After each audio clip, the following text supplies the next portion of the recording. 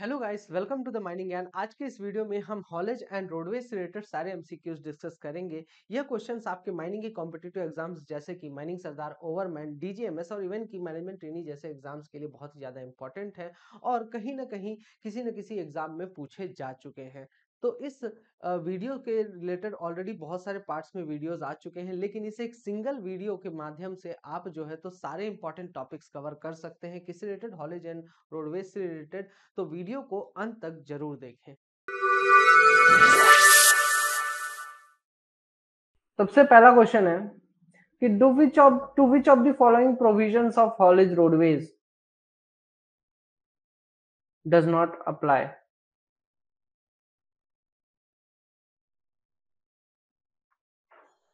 Haulage roadways के जो नियम हैं वो कहां पर अप्लाई नहीं होते हैं? रोडवे के पूरे लेंथ पर जहां पर मटेरियल को ट्रांसपोर्ट किया जा रहा है, to every length of roadway where materials are transported, roadway in a mine where tubs transport material, where tubs are used to transport material। यहाँ पे क्वेश्चन थोड़ा गड़बड़ आ गया। where tubs are used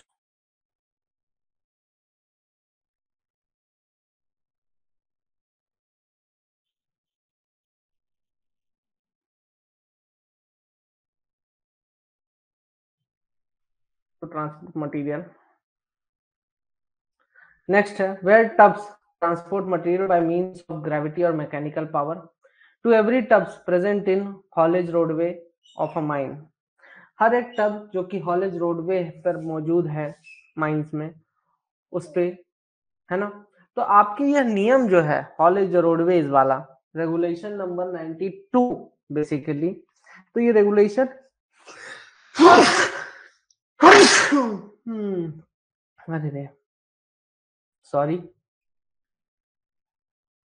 मनिंगन में आप सभी को स्वागत है। तो आपका बेसिकली ये रेगुलेशन कहाँ पे अप्लाई नहीं होता? Option number D is the right answer. यहाँ पर आपका रेगुलेशन बेसिकली अप्लाई नहीं होता है, ठीक है। यहाँ पे बात क्या कर रहा है? यहाँ पे बात कर रहा है टब की। क्या टब के ऊपर आपका रेगुलेशन अप्लाई होता है? अब ऐसे ही कोई टब किनारे में खड़ा है, उसका इस्तेमाल नहीं कर रहे हैं ट्रांसपोर्ट के लिए, या फिर आपका बेकार टब है, अब उसके ऊपर आप बोलो कि हमारा रेगुलेशन अप्लाई होता है रोडवेज वाला, तो बिल्कुल नहीं, वहां पे अप्लाई नहीं होता। ऐसी कोई भी बात आपके रेगुलेशन में नहीं कही गई है। ये आपका दिया हुआ है रेगुलेशन नंबर 92 के सब रेगुलेशन नंबर 1 में आपका पूरा का पूरा दिया हुआ है। नेक्स्ट क्वेश्चन है question number 2, which of the following is not feature of haulage roadways. निम्न में से हॉलेज रोडवेज का फीचर कौन सा नहीं है? निम्न में से कौन सा फीचर हॉलेज रोडवे का नहीं है? तो हॉलेज रोडवे पर्याप्त डायमेंशन का होना चाहिए, इसका जो लेंथ और ब्रेड्थ होना चाहिए वो पर्याप्त होना चाहिए, स्ट्रेट होना चाहिए, इरेगुलर ग्रेडियंट का होना चाहिए, आपका ट्रैक्स जो है तो सही तरीके से बिछे हुए होने चाहिए रेल्स के साथ, ठीक है। तो इसका करेक्ट आंसर हो जाता है option number C is the right answer. Irregular gradient का आपका नहीं होना चाहिए, ठीक है, रेगुलर ग्रेडियंट का होना चाहिए। नेक्स्ट क्वेश्चन है क्वेश्चन नंबर 3, जिसमें कि बोलता है which of the following is not required to be provided and maintained in case of haulage affected by one or more ropes. इसमें क्या बोलता है कि कॉलेज रोडवे में अगर एक या उससे अधिक रोप्स का आप इस्तेमाल करते हो तो निम्न में से कौन सी चीज प्रोवाइड कराना या मेंटेन करना जरूरी नहीं है? फिर से सुन लीजिए, कॉलेज रोडवेज में अगर आप एक या एक से अधिक रोप्स का इस्तेमाल करते हैं तो निम्न में से कौन सी चीज प्रोवाइड कराना या मेंटेन करना आपका जरूरी नहीं है? स्टॉप ब्लॉक होना चाहिए इंक्लाइन प्लेन के टॉप पे, ineffective contrivances to arrest tubs from running out of control, ठीक है, इनफेक्टिव कॉन्ट्रीवेंसेस होने चाहिए जो कि आउट ऑफ कंट्रोल दौड़ने वाले टब्स को क्या कर सके, कंट्रोल कर सके, ठीक है। एटलीस्ट एक रनअवे स्विच होना चाहिए फर्स्ट स्टॉप ब्लॉक के नीचे, ठीक है, या फिर नन ऑफ द अबव। तो इसका करेक्ट आंसर हो जाता है option number B is the right answer, ठीक है। आपका ये इनफेक्टिव कॉन्ट्रोवेंसेस नहीं होने चाहिए, इफेक्टिव होगा तभी तो काम करेगा, इनफेक्टिव हो जाएगा तो किस बात का काम का, है ना। नेक्स्ट क्वेश्चन क्वेश्चन नंबर 4 आपका बोलता है what is the maximum length of set of train और टब्स। सेट ऑफ ट्रेन और टब्स का मैक्सिमम लेंथ कितना होगा? सेट ऑफ ट्रेन और टब्स का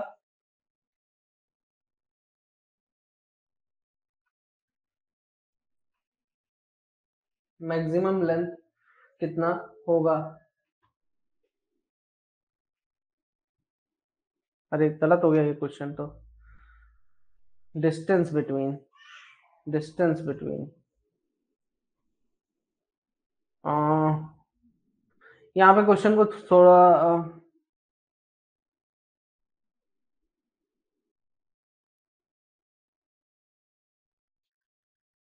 distance shall not exceed the length of a set or train of tubs by more than 10 meter।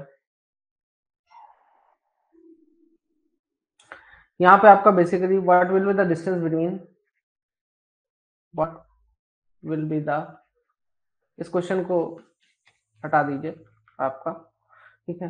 What will be the distance between, maximum distance between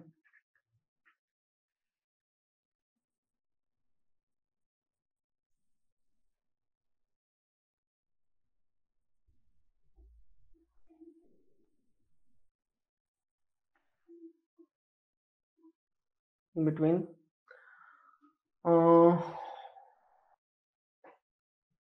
stop block and आपका runaway switch, runaway switch,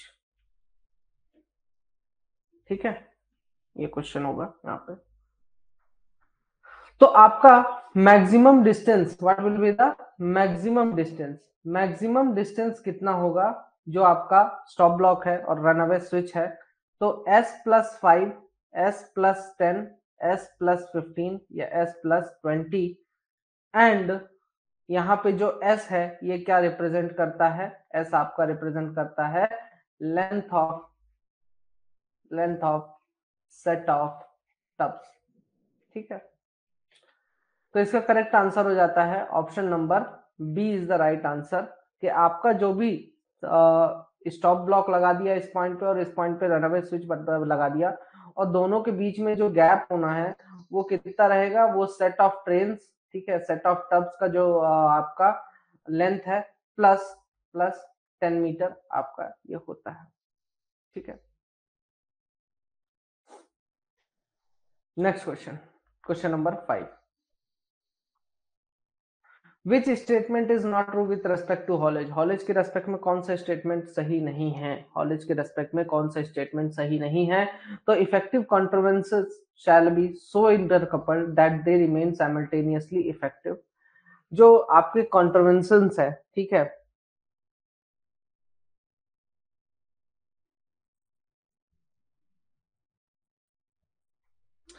जो effective कॉन्ट्रोवेंसेस है उनको इस तरीके से इंटरकपल करके रखिए ताकि वो एक साथ साइमल्टेनियसली इफेक्टिव रहे, ठीक है। जो बैक स्टे है वो इस तरीके से अटैच करिए, असेंडिंग केज के भी, असेंडिंग टब्स के भी पीछे जो है तो बैक स्टे को अटैच किया जाता है। ऑटोमेटिक कैचेस सुटेबल इंटरवल्स में प्रोवाइड कराएं अलोंग द ट्रैक, ठीक है, ताकि आपका असेंडिंग केज मतलब ऊपर चढ़ने वाले केज को जो है तो पीछे लुढ़कने से रोक सके। और टब रिरेलर्स जो है तो प्रोवाइड कराने हैं 250-250 मीटर के अंतराल पर, 250 मीटर से अधिक अंतराल पर या डिस्टेंस पर आपको टब रिलेयर्स प्रोवाइड कराने हैं। तो आपका option number D is the wrong answer, ठीक है। ये आपका स्टेटमेंट सही नहीं है, इसीलिए आंसर सही है, ठीक है। ये स्टेटमेंट आपका गलत है। दोनों टब्स के बीच की दूरी 20 सेंटीमीटर से कम कभी भी नहीं होनी चाहिए, जिसमें कि 10-10 सेंटीमीटर के आपको बफर प्रोवाइड कराने की बोलता है, ठीक है। यहाँ पे नॉट मोर देन होना चाहिए था, लेकिन मोर देन लिख दिया है, इसलिए आंसर आपका करेक्ट हो जाता है। नेक्स्ट क्वेश्चन है, गलत ही सही है, क्या बात है। Which of the following is a device to prevent run away of tubs in forward direction? Forward direction में टब्स को रन अवे करने से रोकने के लिए निम्न में से कौन सा डिवाइस यूज किया जाता है? टब रिरेलर का इस्तेमाल किया जाता है, जैज रेल्स, बैकस्टे ड्रैग, निम्न में से किसका इस्तेमाल किया जाएगा ताकि आपका टब्स अगर फॉरवर्ड डायरेक्शन मतलब नीचे की तरफ लुढ़कते हुए जा रहे हैं बहुत तेजी से तो उसको रोकेगा? तो इसका करेक्ट आंसर हो जाता है option number B is the right answer, ठीक है। नेक्स्ट क्वेश्चन पर आते हैं, क्वेश्चन नंबर 7 आपका, what shall be done before rerailing the tubs manually? Tubs को रीरेलिंग, मैनुअली रीरेलिंग करने के पहले आपको क्या करना चाहिए? हमें रोप से डिटैच कर देना है टब्स को, हॉलेज इंजन से डिटैच कर देना है टब्स को जो है तो रनिंग रोप्स से डिटैच कर देना है, या फिर ऑल ऑफ द अबव। तो इसका करेक्ट आंसर हो जाता है option number D is the right answer, all of the above. ठीक है, रीरेलिंग करने के पहले आपको हॉलेज इंजन, रनिंग रोप्स या फिर रोप से आपको क्या करना है, टब्स को डिटैच कर देना है, उससे अलग कर देना है। ठीक है, नेक्स्ट क्वेश्चन है question number 8, which of the following shall be provided on every haulage roadway exceeding 30 metre in length? हर एक हॉलेज रोडवे में क्या प्रोवाइड कराना है अगर उसकी लेंथ 30 मीटर से अधिक है? हर एक हॉलेज रोडवे में क्या प्रोवाइड कराना है अगर उसकी लेंथ 30 मीटर से अधिक है? तो effective signalling system, mechanical signalling system provide कराना है, या इलेक्ट्रिकली सिग्नलिंग सिस्टम प्रोवाइड कराना है, या फिर ऐसी जगह पे जो भी जितने भी स्टॉपिंग प्लेसेस है रोडवे में, है ना, जहां पर मशीनरी आपका काम कर रही है, रोप ऑपरेट हो रहा है, तो वहां पर आपका सिग्नलिंग सिस्टम प्रोवाइड कराना है। तो इसका करेक्ट आंसर हो जाता है option number D is the right answer. ठीक है, इनमें से सभी जगह पे आपको सिग्नलिंग सिस्टम प्रोवाइड कराना है अगर आपके हॉलेज रोडवे की लंबाई 30 मीटर से अधिक है। नेक्स्ट क्वेश्चन है question number 9, the doubt of effectiveness of the rope shall be referred to. अगर आपको रोप की इफेक्टिवनेस पे किसी प्रकार का शक होता है तो आप किससे रेफरेंस लेंगे? चीफ इंस्पेक्टर से, रीजनल इंस्पेक्टर से, डिस्ट्रिक्ट मजिस्ट्रेट से, या फिर मैनेजर से? तो इसका करेक्ट आंसर हो जाता है option number A is the right answer.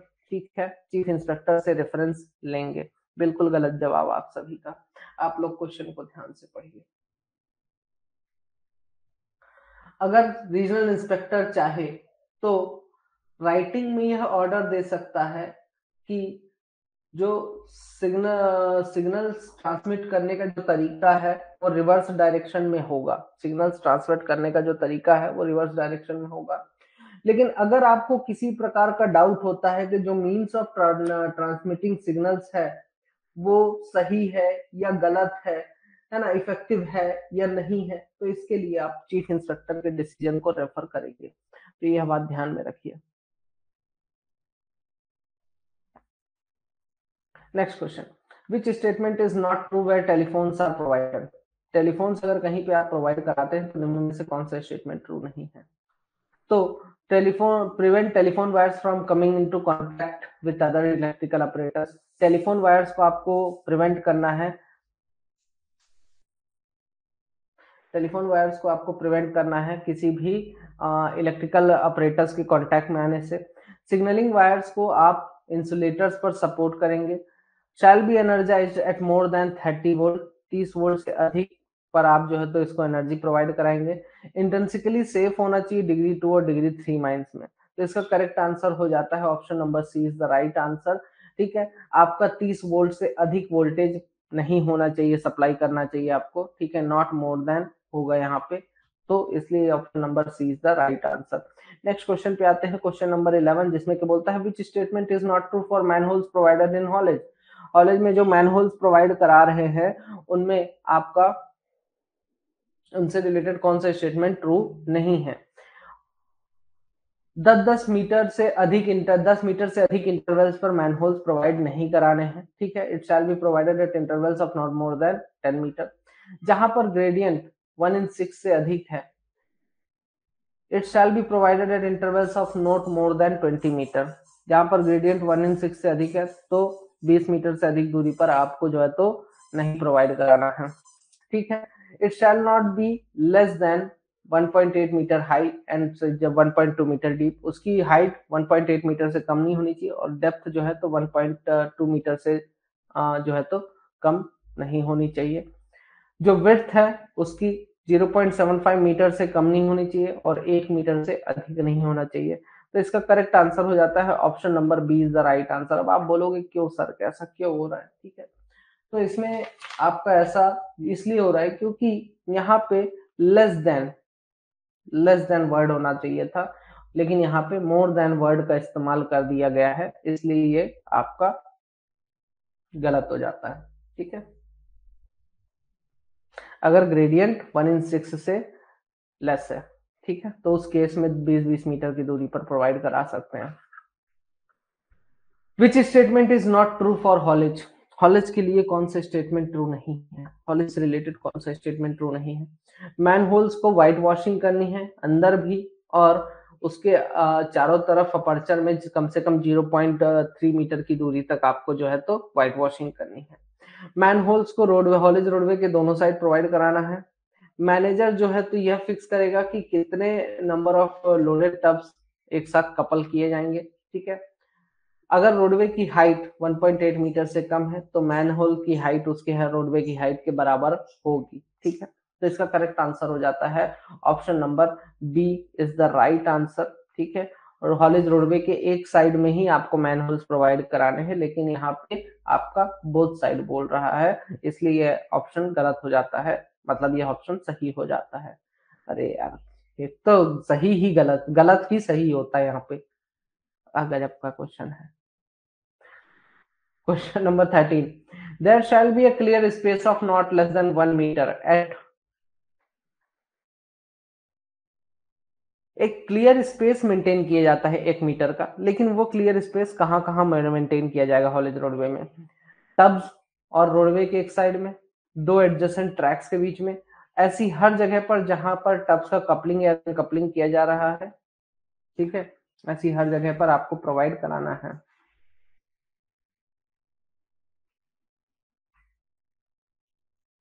ठीक, तो इसका करेक्ट आंसर हो जाता है option number D is the right answer. जहां पर भी आपका टब्स का कपलिंग या फिर अनकपलिंग किया जाता है, ठीक, या फिर आपका दो ट्रैक्स है कहीं पर, तो उन दोनों ट्रैक्स के बीच में भी आपका जो है तो 1 मीटर का क्लियर स्पेस देना है।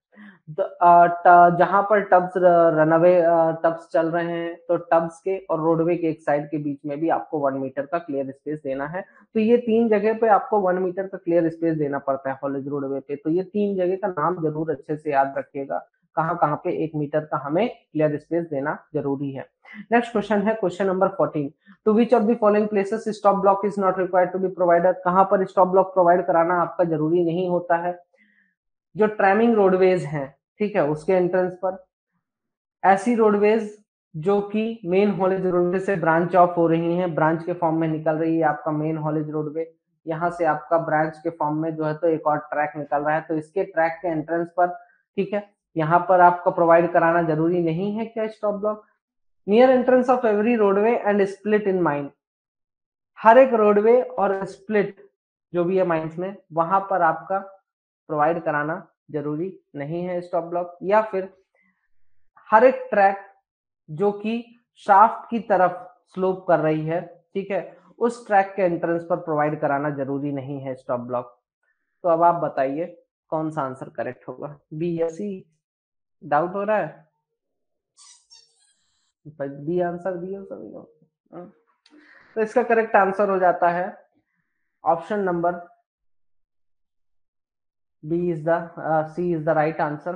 ठीक है, क्योंकि आप माइंस के हर एक स्प्लिट पे क्यों प्रोवाइड कराओगे? वो तो वेंटिलेशन पर्पस हो जाता है ना, है ना, वेंटिलेशन पर्पस में स्प्लिट आता है, स्प्लिट वर्ड का यूज करता है। अगर मान लीजिए आप रोडवे में भी, अब एक तो हर एक रोडवे बोला है, हर एक रोडवे के एंट्रेंस पे, ठीक है, तो हर एक रोडवे के एंट्रेंस पे तो आप नहीं बोल सकते हो भाई, ट्रैमिंग बोलता, हॉलेज रोडवे बोलता तो बात समझ में आती, लेकिन हर एक रोडवे के एंट्रेंस पे स्टॉप ब्लॉक क्यों क्यों लगाना क्या जरूरी है जब हॉलेज ही नहीं है उस रोडवे में? तो ठीक है, दूसरा स्प्लिट इसीलिए वर्ड यूज कर लिया कि हो सकता है आप यह सोचो कि रोडवे का मतलब यहाँ हॉलेज रोडवे बोलना चाह रहे हैं, तो इसलिए मैंने स्प्लिट वर्ड का भी इस्तेमाल कर दिया ताकि आपको समझ में आ जाए कि हाँ, मैं हॉलेज रोडवे नहीं बोलना चाह रहा हूँ, मैं पूरी की पूरी माइंस के जितने भी रोडवे उन सभी की बात करना चाह रहा हूँ। ठीक है, तो ऑप्शन नंबर सी इसीलिए आपका करेक्ट हो जाता है। हर एक रोडवे में प्रोवाइड कराने की जरूरत नहीं है, सिर्फ कॉलेज रोडवेज में प्रोवाइड कराने की जरूरत है, उसके एंट्रेंस में वो भी।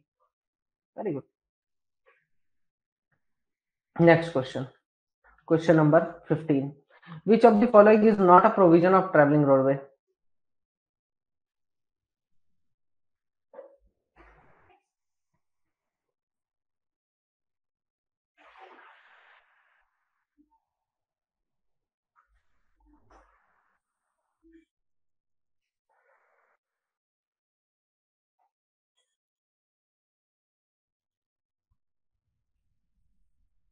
मतलब हार मान गया एमसीएल, इसका मतलब क्या, पेपर दोबारा होगा कि नहीं होगा? निम्न में से ट्रैवलिंग रोडवे का प्रोविजन क्या नहीं है? ठीक है, आपका हाइट उसकी 1.8 मीटर से कम नहीं होनी चाहिए। स्टेप्स और लैडर्स जो है तो अगर इंक्लिनेशन 30 डिग्री से अधिक है तो प्रोवाइड कराना चाहिए। हैंड रेल्स और रोप्स प्रोवाइड कराना है अगर इंक्लिनेशन 45 डिग्री से अधिक है। प्लेटफॉर्म्स प्रोवाइड कराना है अगर इंक्लिनेशन 60 डिग्री से अधिक है, और वो भी प्लेटफॉर्म्स कितनी कितनी दूरी पे, 9 मीटर के इंटरवल पे। तो यह आंसर आपका रॉन्ग हो जाता है और यही आंसर आपका करेक्ट हो जाता है, और क्योंकि यहाँ पे 9 मीटर की जगह 10 मीटर होना चाहिए। ठीक है,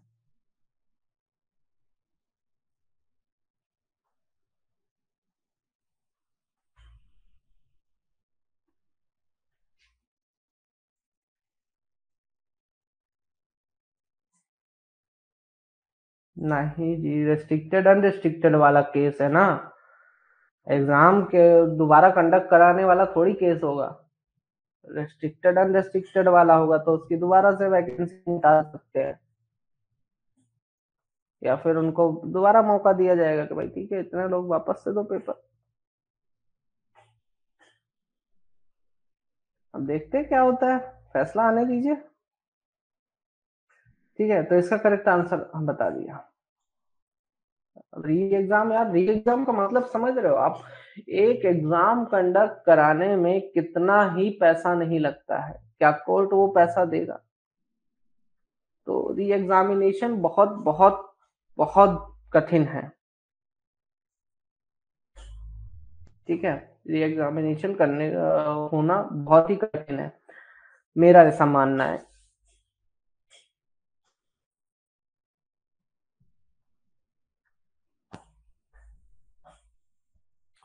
क्वेश्चन नंबर 8 रेफरेंस क्या था? क्वेश्चन नंबर 8 यार,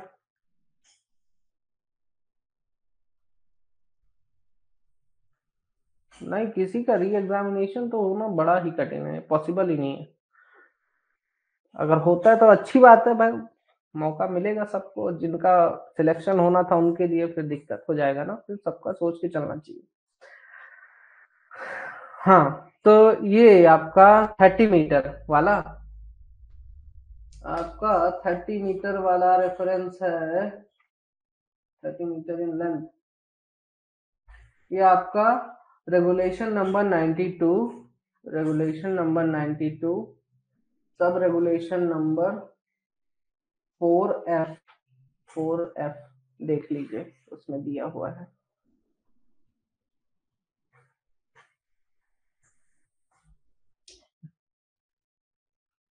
मैं जज होता तो क्या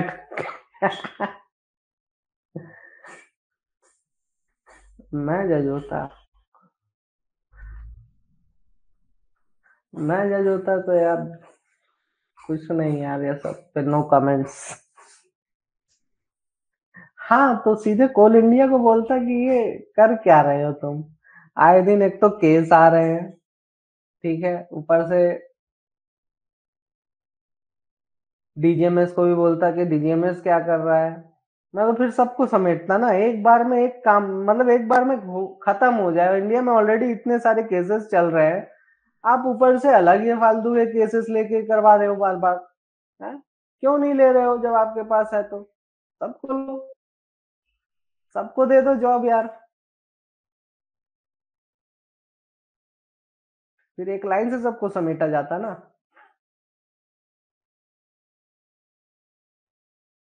इफेक्टिव टेली, हाँ, विच of the following is not a provision of travelling roadway? Travelling roadway का निम्न में से कौन सा प्रोविजन नहीं है? सुटेबल प्लेसेस पर टेलीकम्युनिकेशन सिस्टम प्रोवाइड कराइए, display digital digital display boards लगाइए ताकि मैसेजेस को ट्रांसमिट किया जा सके, कम्युनिकेशन पोर्ट्स होने चाहिए इंफॉर्मेशन ट्रांसमिट करने के लिए, इफेक्टिव सिस्टम होना चाहिए मैसेज ब्रॉडकास्ट करने के लिए जो वर्कर्स अबव ग्राउंड काम कर रहे हैं। तो इसका करेक्ट आंसर हो जाता है, प्रोविजन कौन सा नहीं है?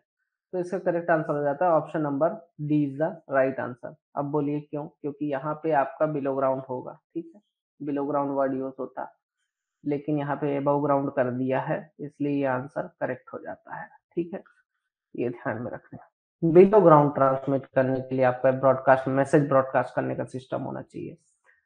ठीक, next question number 17, which of the following is provided in the tubs to maintain the innermost gap of 20 centimeter between them?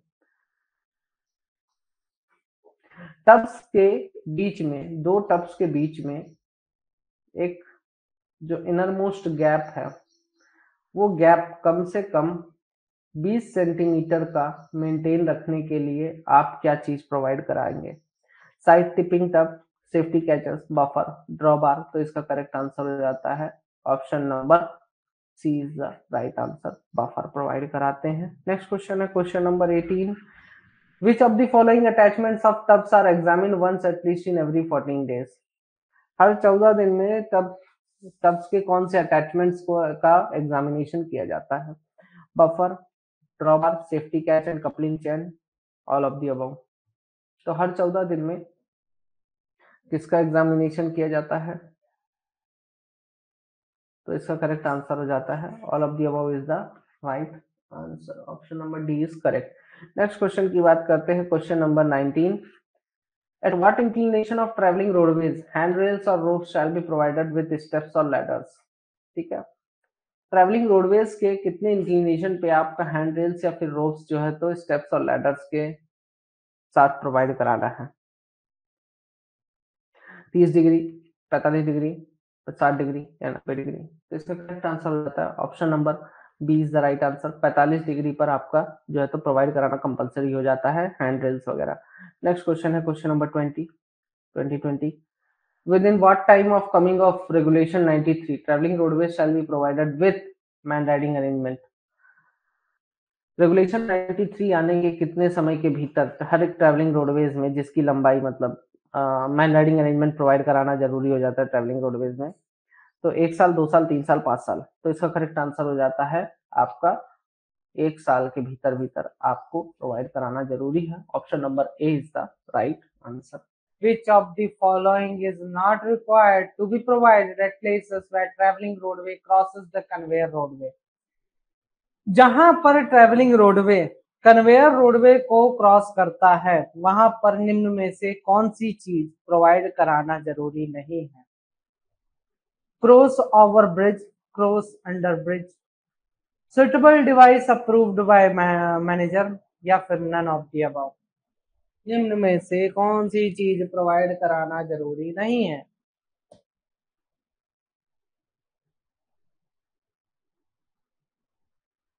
बड़ा ही प्यारा क्वेश्चन, सभी के आंसर गलत होते हुए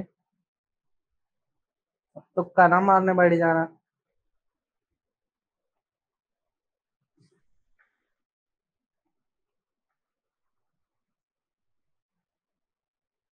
तो इसका करेक्ट आंसर हो जाता है option number C is the right answer. क्यों? क्योंकि मैनेजर नहीं, आपका रीजनल इंस्पेक्टर होना चाहिए यहाँ पर। Option number C is the correct answer. ये चीज प्रोवाइड कराना जरूरी नहीं है भाई, मैनेजर के द्वारा नहीं होता, रीजनल इंस्पेक्टर के द्वारा होता है। ठीक है, option number B C is the right answer. Next question, question number 2, what must be the factor of safety of haulage equipments? एकदम हलवा क्वेश्चन, 6, 7, 8, 10। ऑल एज इक्विपमेंट्स का फैक्टर ऑफ सेफ्टी, बिल्कुल 1 मार्क गया ना पिछले question में, छोटी सी चीज थी। कितना होना चाहिए ऑल एज इक्विपमेंट्स का?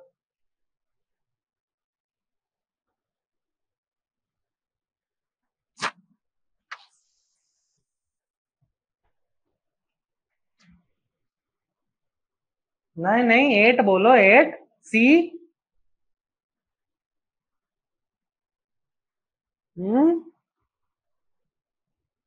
तो factor of safety haulage equipments का जो है तो आपका होना चाहिए 7, option number B is the right answer. हाँ बिल्कुल तुम्हारा नाम लिख लिया है, हो जाएगा सिलेक्टेड अब। 94, रेगुलेशन नंबर 94 चेक करिए, इसमें दिया हुआ है। Next question, question number 3, which of the following shall be ensured by testing at an interval not exceeding 3 years in case of haulage equipment?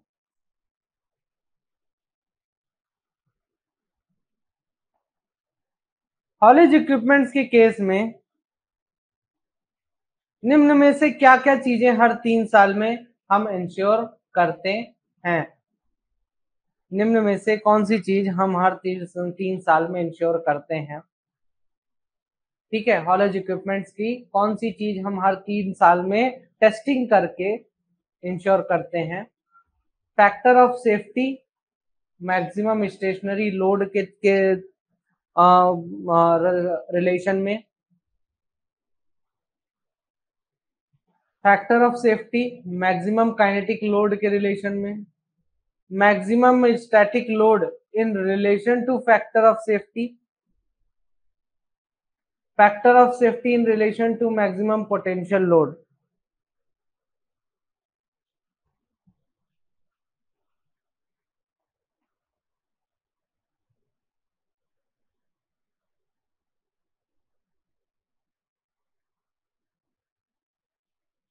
Very good everyone, सभी ने C answer दिया है, बहुत बढ़िया। आपका answer number C is the wrong answer, ये नहीं है। करेक्ट आंसर है option number A is the right answer.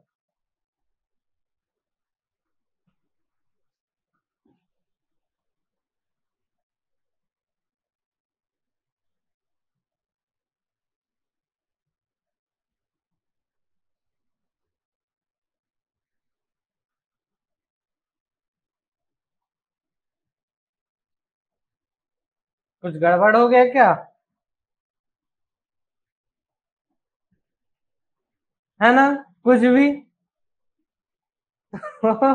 देखिए क्या बोलता है आपका रेगुलेशन, पढ़िए। सब रेगुलेशन, रेगुलेशन 94 का सब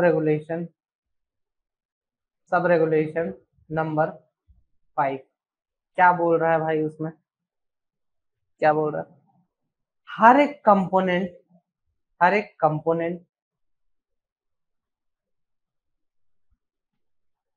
कपलिंग का एक फैक्टर ऑफ सेफ्टी होना चाहिए 7 साल में। सॉरी, फैक्टर ऑफ सेफ्टी होना चाहिए जो कि 7 से कम ना हो, not less than 7 in relation to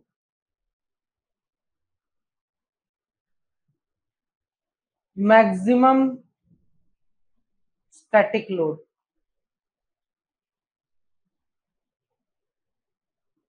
maximum static load के रिलेशन, मतलब factor of safety maximum static load से रिलेशन होना चाहिए। मतलब फैक्टर ऑफ सेफ्टी हम निकालेंगे मैक्सिमम स्टैटिक लोड के रेस्पेक्ट में।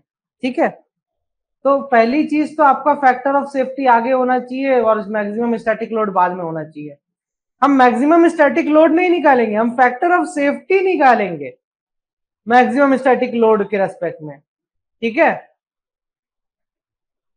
फैक्टर ऑफ सेफ्टी निकालेंगे मैक्सिमम स्टैटिक लोड के रेस्पेक्ट में हर 3 साल में, हर 3 साल। अब स्टैटिक लोड को बोलते हैं क्या? स्टेशनरी लोड भी बोलते हैं।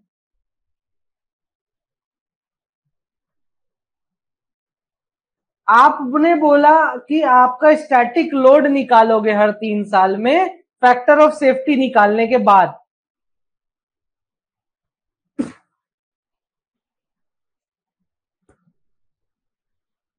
फैक्टर ऑफ सेफ्टी निकाल लोगे, उसके बाद आप मैक्सिमम स्टैटिक लोड निकालोगे। लेकिन ऐसा नहीं है ना यार, आपको तो फैक्टर ऑफ सेफ्टी निकालना है ना मैक्सिमम स्टैटिक लोड के रेस्पेक्ट में, और मैक्सिमम स्टैटिक लोड को बोलते हैं स्टेशनरी लोड। क्या होता है ये स्टैटिक लोड है क्या यार, ये बताओ पहले,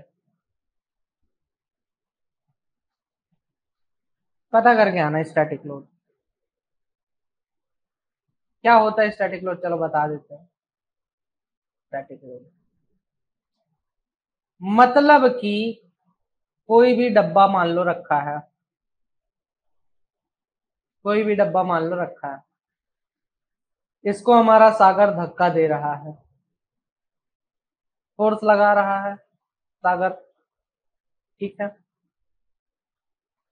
सागर ने 5 न्यूटन का फोर्स लगाया, डब्बा बोला ना मैं ना हिलूंगा, मैं भी 5 न्यूटन का फोर्स लगाऊंगा।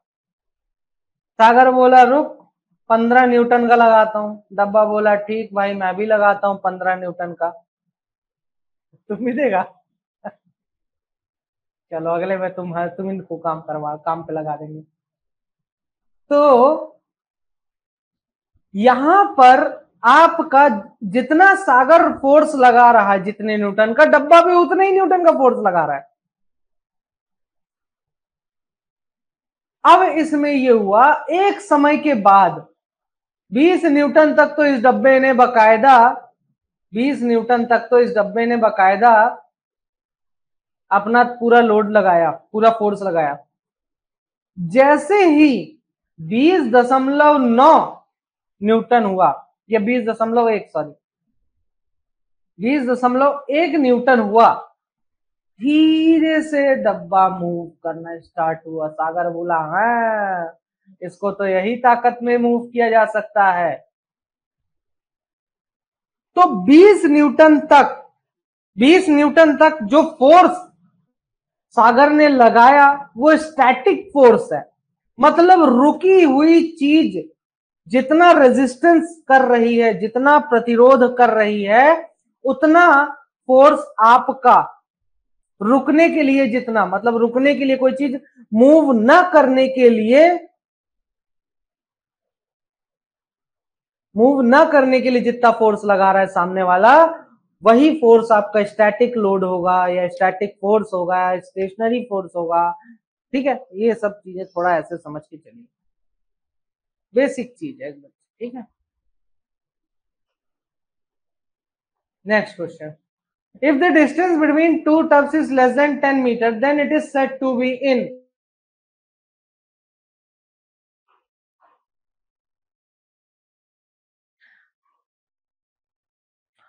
दो टब्स के बीच की दूरी अगर 10 मीटर से कम है तो उन्हें क्या कहा जाएगा? Uncontrolled tubs, close precision, close succession, close to each other. तो क्या कहा जाएगा? Close succession is the right answer, कि ये दोनों बहुत पास पास है। ठीक है, ऐसा माना जाएगा। अरे किंगसुक काहे कॉपीराइट मस के पड़ा है जी? ये कॉपीराइट का साइन है। Which of the following shall be used by the persons to take tubs down the gradient? निम्न में से कौन सा चीज व्यक्तियों के द्वारा यूज होना चाहिए किसी भी चीज को डाउन द ग्रेडियंट ले जाने के, टब्स को डाउन द ग्रेडियंट मतलब नीचे ढलान में नीचे साइड ले जाने के लिए व्यक्तियों के द्वारा क्या यूज किया जाना चाहिए? Buffer, dogs, safety catches, sprags. तो option number D is the right answer, sprags use होना चाहिए। ठीक है,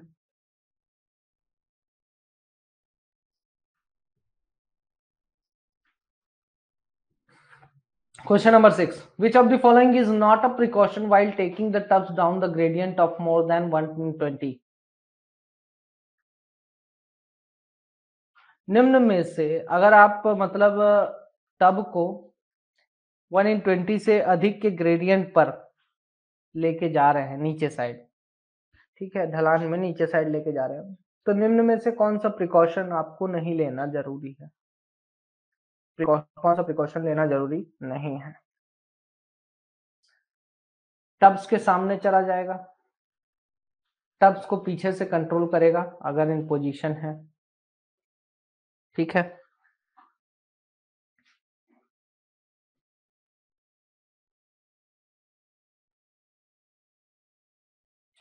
use sprags to take down the gradient, sprags का इस्तेमाल करेगा। ठीक है, या फिर नन ऑफ द अबव। तो option number A is the right answer, tubs के सामने चला जाएगा। टब्स के सामने नहीं जाना है यार। ठीक है, next question, which of the following shall be done in case of tubs standing on a gradient of more than 1/20? अगर आपका टब 1/20 के ग्रेडियंट से अधिक ग्रेडियंट पर खड़ा है तो निम्न में से आप क्या करोगे? लोकोमोटिव के साथ वो सिक्योरली कपल्ड होना चाहिए, इफेक्टिवली उसमें ब्लॉकिंग करके रखेंगे उसके आगे, हॉलेज रोप के साथ बकायदा अच्छे से चेनिंग करके रखेंगे, चेंड करके रखेंगे, या all of the above. Option number D is the right answer. ठीक है, next question, question number 8, which of the following is not prohibited as per CMR 2017 in case of haulage? CMR 2017 के अनुसार हॉलेज के case में निम्न में से किस चीज पर प्रतिबंध नहीं लगाया गया है? अनकपलिंग का जो काम है ग्रेडियंट पर होना चाहिए। Coupling shall be done when endless rope is in motion. Person shall ride on any tub और haulage rope. None of the above. आज मेरे को लग रहा है एक एक नंबर और जाएगा सबका।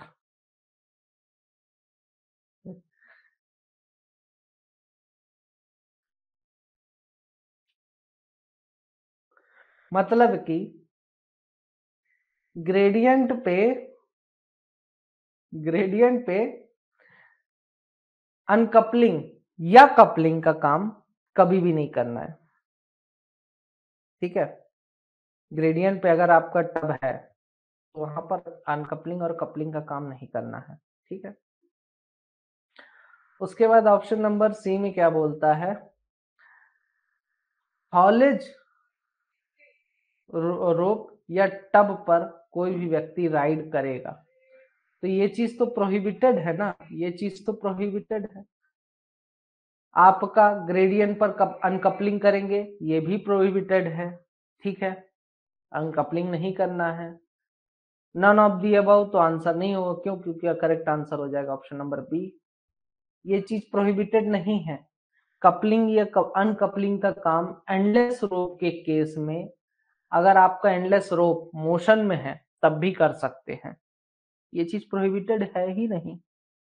Accept where haulage is effected by means of an endless rope. Except where haulage is affected by means of an haulage rope, the coupling and uncoupling of the tub as well shall be done only when the tub or set of tubs and the rope is if connected to set is not in motion. समझे? Endless रोप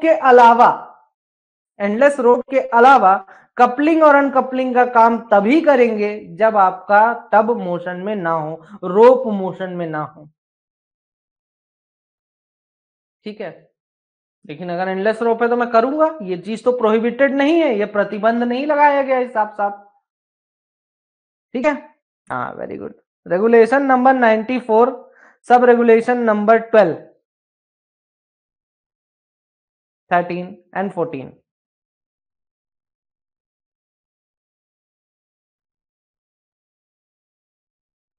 ठीक है, चलो आगे देखते हैं। बड़ा प्यारा question था, है ना? What must be the factor of safety of haulage ropes? Haulage rope का फैक्टर ऑफ सेफ्टी कितना होना चाहिए? 7, 8, 9, 10 से कम नहीं होना चाहिए।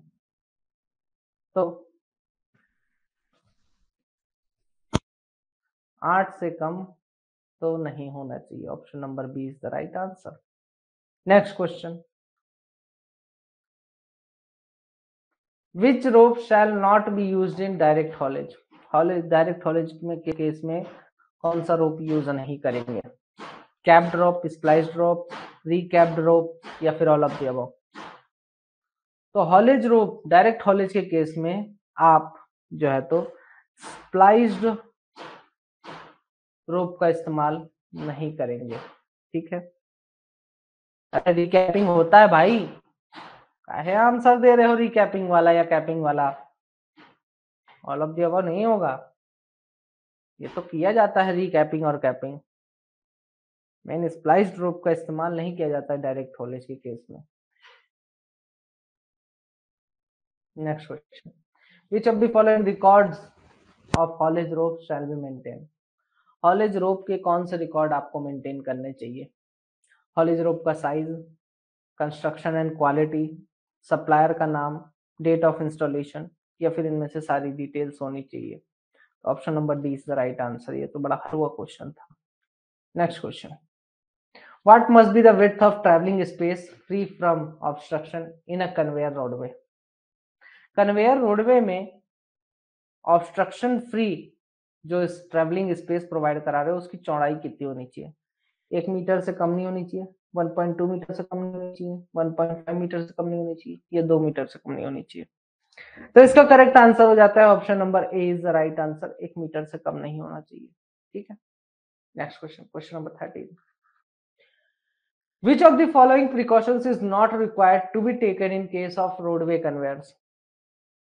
रोडवे कन्वेयर के केस में निम्न में से कौन सा प्रिकॉशन लेना जरूरी नहीं है? ठीक है, कौन सा प्रिकॉशन लेना जरूरी नहीं है? तो ट्रैवलिंग स्पेस दो 1 मीटर का, अरे ये तो जरूरी है। वुडन प्रॉप और सपोर्ट के अगेंस्ट जो है तो स्क्रैपिंग, रगड़ खाने से रोकना है, बिल्कुल ये भी प्रिकॉशन लेंगे। सिक्वेंशियल कंट्रोल जो है तो प्रोवाइड कराना है अगर बहुत सारे बेल्ट कन्वेयर्स को हम सीरीज में यूज कर रहे हैं, ये भी जरूरी है, सिक्वेंशियल कंट्रोल भी। पुल कोड स्विच स्टार्टिंग पॉइंट में प्रोवाइड कराना है ताकि कन्वेयर को स्टार्ट किया जा सके, तो ये जरूरी नहीं है। दिस इज नॉट जरूरी, दिस इज नॉट जरूरी। तो option number D is the right answer. यह तो एक प्रकार का प्रिकॉशन नहीं है क्योंकि पुल कोड स्विच तो जो है तो along the length of the conveyor belt होता है एंड वो कन्वेयर बेल्ट को रोकने का काम करता है, स्टॉप करने का काम करते हैं। स्टार्ट बोल रहा है, ठीक है, और अलोंग द पूरे लेंथ में होता है। Next question, question number 14, which of the following is used to warn persons of imminent dangers due to starting of the belt conveyor? Belt conveyor जब चालू होता है तो एक टुई टुई टुई टुई टुई टुई की आवाज आने लगती है। अरे श्रेयक, वो वाइंडिंग का केस है, हॉलेज में नहीं। टुई टुई की आवाज आने लगती है, तो वो जो टुई टुई टुई टुई की आवाज आती है कि हाँ वार्निंग दे रहा है कि हाँ भैया कन्वेयर बेल्ट चालू हो चुका है, तो वो कौन सा डिवाइस होता है? एंकरिंग, पुल कोड स्विच, सिक्वेंशियल कंट्रोल, या प्री स्टार्ट वार्निंग अलार्म? इसका करेक्ट आंसर हो जाता है option number D is the right answer. Next question, question number 15, who will formulate the code of practice for safe installation, operation, maintenance and use of conveyor belt? Conveyor belt का safe installation, operation और maintenance और use के लिए एक code of practice बनाया जाएगा। वह code of practice कौन बनाएगा? Chief inspector, regional inspector, district magistrate, या फिर मैनेजर? तो इसका करेक्ट आंसर हो जाता है option number D is the right answer. Manager के द्वारा बनाया जाता है। Mangu. Next question, question number 16, how many days before commencement of installation of belt conveyor code of safe practice shall be sent to regional inspector? अब आपको conveyor belt का installation करना है तो कम से कम इंस्टॉलेशन का जिस दिन भी डेट है उसके कम से कम कितने दिन पहले आपको जो है तो कोड ऑफ सेफ प्रैक्टिस जो है तो रीजनल इंस्पेक्टर को मैनेजर के द्वारा भेज दिया जाना चाहिए? तो 15 दिन, 30 दिन, 45 दिन, 60 दिन? तो इसका करेक्ट आंसर हो जाता है option number B is the right answer. कम से कम 30 दिन पहले भेज दीजिए। Next question, question number 17, how many days before commencement of use of belt conveyor for man riding code of safe practice shall be sent to regional inspector? अब conveyor belt का इस्तेमाल करना है मैन राइडिंग के लिए, तो इसके लिए भी कोड ऑफ सेफ प्रैक्टिस बनाना पड़ेगा, और ये कोड ऑफ सेफ प्रैक्टिस जो है मैनेजर बना के रीजनल इंस्पेक्टर को कम से कम कितने दिन पहले भेजेगा? 30 दिन, 45 दिन, 60 दिन, 90 दिन? तो इसका करेक्ट आंसर हो जाता है option number B is the right answer. Next question, question number 18, who among the following will be responsible for the implementation of code of practices of conveyor? जो कन्वेयर का कोड ऑफ सेफ प्रैक्टिस बनाया गया है उसको लागू करवाने के लिए कौन जिम्मेदार होगा?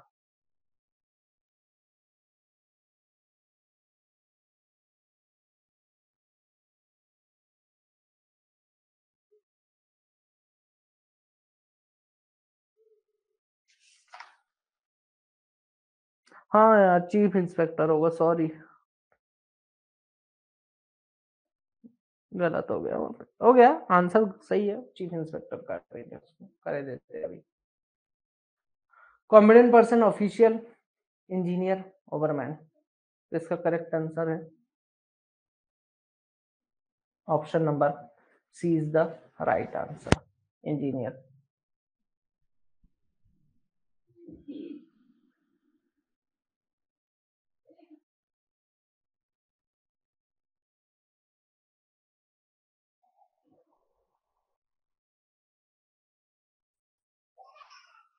मैनेजर कॉम्पिटेंट पर्सन नहीं होता है ना सर, नहीं यार, मैनेजर अपने आप को ही कैसे अपॉइंट करेगा, तो फिर इंस्पेक्शन कौन करेगा पूरी माइंस का।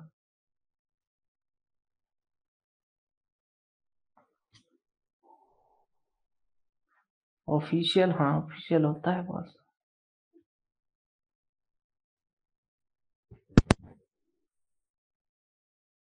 इन विच of the following cases conveyor belt shall not automatically stop. निम्न में से किस केस में कन्वेयर बेल्ट ऑटोमेटिकली बंद नहीं होना चाहिए। Spillage, breakage, heating, transporting. हाँ, इम्प्लीमेंटेशन के लिए मैनेजर और इंजीनियर दोनों जिम्मेदार होते हैं, ठीक है।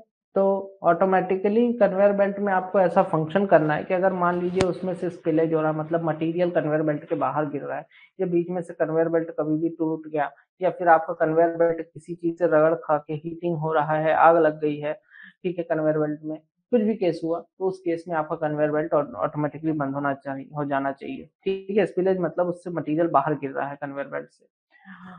ट्रांसपोर्टिंग, ट्रांसपोर्टिंग में आपका जो है तो ऑटोमेटिकली नहीं बंद होना चाहिए, क्योंकि कन्वेयर बेल्ट यार ट्रांसपोर्टिंग के लिए ही तो यूज होता है, और अगर ट्रांसपोर्टिंग करने पे बंद ही हो जाएगा तो फिर किस बात का यूज, है ना। तो option number D is the right answer. Next question, question number 20।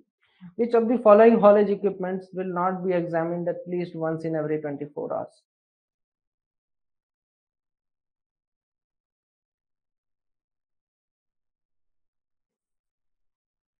निम्न में से कौन सा हॉलेज इक्विपमेंट 24 घंटे में एक बार जो है तो एग्जामिन नहीं किया जाएगा।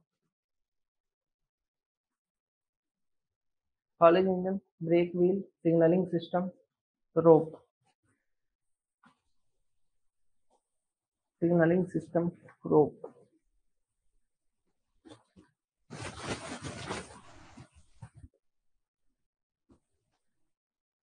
सिग्नलिंग सिस्टम का सही है ऑप्शन नंबर 3 का राइट आंसर। सिग्नलिंग सिस्टम का आपका नहीं दिया हुआ है कि 24 आवर्स में कहीं पर भी इसका क्या होगा,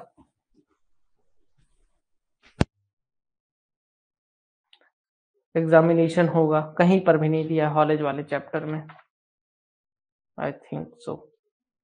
नहीं दिया है, कॉलेज वाले चैप्टर में नहीं दिया है, वो वाइंडिंग वाले चैप्टर में दिया है कि 24 घंटे में होना चाहिए, ठीक है। कॉलेज वाले चैप्टर में आपका जो 98 रेगुलेशन है,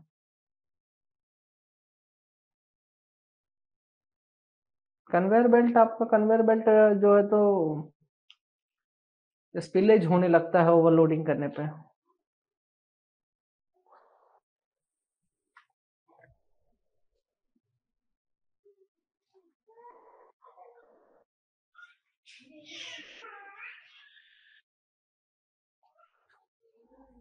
रेगुलेशन में नहीं दिया है मृगेंद्र, मैं रेगुलेशन के हिसाब से चल रहा हूँ।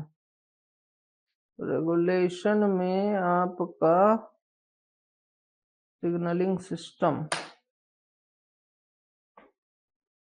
नहीं दिया है। बाकी ठीक है, इसकी जगह मैं दूसरा ऑप्शन डाल दूंगा, नहीं तो ये क्या हो जाएगा ना बाद में आपका। क्वेश्चन नंबर कौन सा सुधारना था, कौन सा क्वेश्चन सुधारना था, ये वाला 17th वाला, है ना, ठीक है।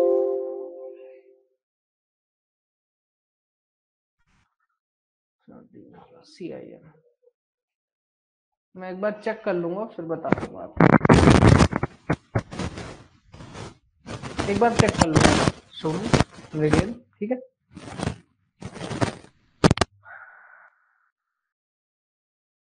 तो आज के लिए इतना ही, शेष अगले लेक्चर में, ठीक है।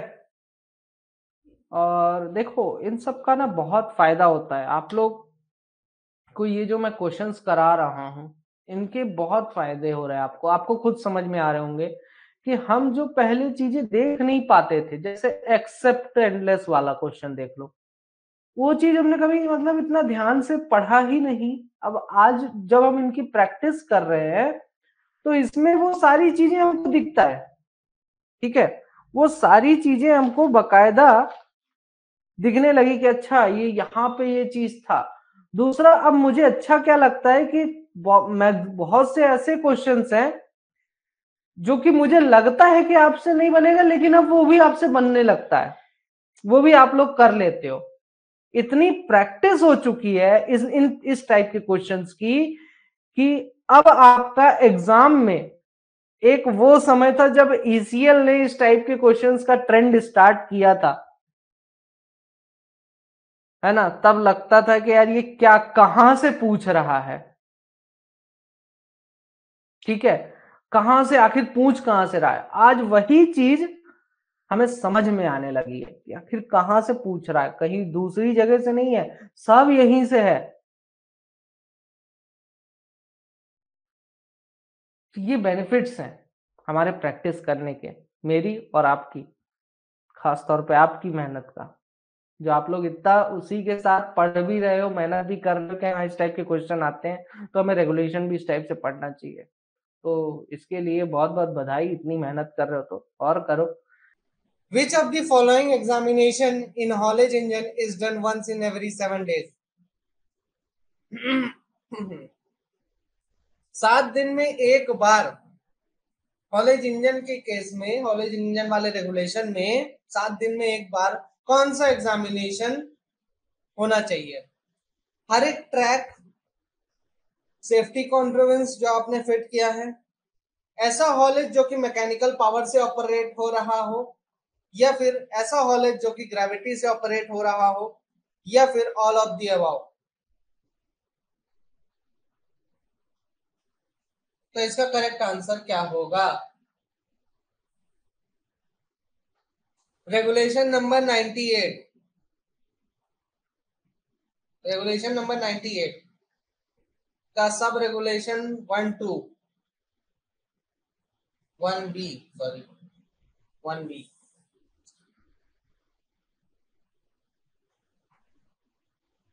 तो इसमें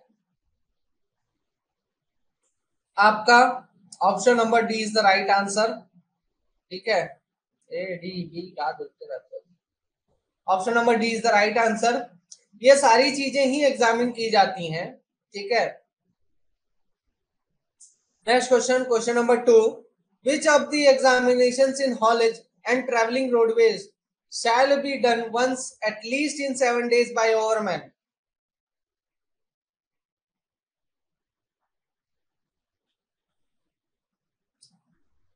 निम्न में से कौन सा एग्जामिनेशन हॉलेज और ट्रैवलिंग रोडवेज में 7 दिन में एक बार ओवरमैन के द्वारा किया जाना चाहिए? Roadways leading to all outlets of mine, ऐसी रोडवेज जो कि माइंस के आउटलेट की तरफ जाती हैं। Haulage roadways, travelling roadways, all of the above. Above का स्पेलिंग ही चेंज हो गया।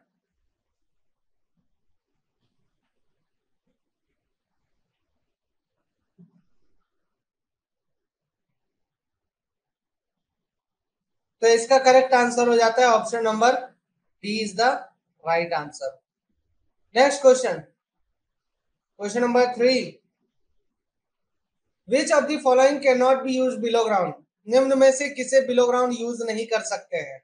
लोकोमोटिव, टब्स, कन्वेयर्स, या फिर मैन राइडिंग? आप बताओ तो जाने, अब इसका आंसर दो। अरे अरे क्या बात है, option number A is the right answer. Very good everyone यार, उम्मीद नहीं थी। चलो, तो आपका यह दिया है रेगुलेशन नंबर 100 में दिया है, ठीक है। No locomotive shall be used below ground, no locomotive shall be used below ground, ठीक है। आप कोई भी लोकोमोटिव बिलो ग्राउंड यूज नहीं कर सकते हो, ठीक है। अब यहां पर चीफ इंस्पेक्टर के, हाँ अगर चीफ इंस्पेक्टर से परमिशन ले लिए तो कर सकते हो, बट बेसिकली तो यही बोल रहा है ना कि लोकोमोटिव आप यूज मत नहीं करेंगे बिलो ग्राउंड, तो बात ही खत्म। तो इसलिए आपका बिलो ग्राउंड निम्न में से कौन सी चीज यूज नहीं की जा सकती, तो बिलो ग्राउंड आप लोकोमोटिव यूज नहीं कर सकते हैं, लेकिन चीफ इंस्पेक्टर से परमिशन लेने के बाद यूज कर सकते हैं, तो वो तो बाद की बात हो गई, लेकिन पहले तो मना ही कर दिया ना। Next question, question number 4, whose permission is required for using locomotives below ground? Locomotives below ground use करने के लिए किसकी परमिशन की जरूरत पड़ेगी? Chief inspector, regional inspector, district magistrate, manager. तो इसका करेक्ट आंसर होगा option number A is the right answer. Manager की जरूरत पड़ती है, सॉरी मैनेजर नहीं यार, चीफ इंस्पेक्टर की जरूरत पड़ती है, चीफ इंस्पेक्टर से परमिशन, लेटर परमिशन की जरूरत पड़ती है। Next question, question number 5, no locomotive shall be used where the gradient of the track exceeds. अगर ट्रैक का ग्रेडियंट इतने से अधिक हो गया तो कोई भी लोकोमोटिव इस्तेमाल नहीं किया जाएगा। अगर ट्रैक का ग्रेडियंट इतने से अधिक हो गया तो कोई भी लोकोमोटिव इस्तेमाल नहीं किया जाएगा। अरे किया जाएगा, अच्छा नहीं किया जाएगा। 1 in 5, 1 in 10, 1 in 15, 1 in 20, तो इसका करेक्ट आंसर हो जाता है option number C is the right answer, 1 in 15। Next question, question number 6, Who will authorize the driver of locomotive? Locomotive के ड्राइवर को कौन ऑथराइजेशन देगा कि हाँ भाई तू आज से गाड़ी चला सकता है हमारी? कौन देगा? Chief inspector, regional inspector, district magistrate या मैनेजर? तो इसका करेक्ट आंसर हो जाता है option number D is the right answer, manager.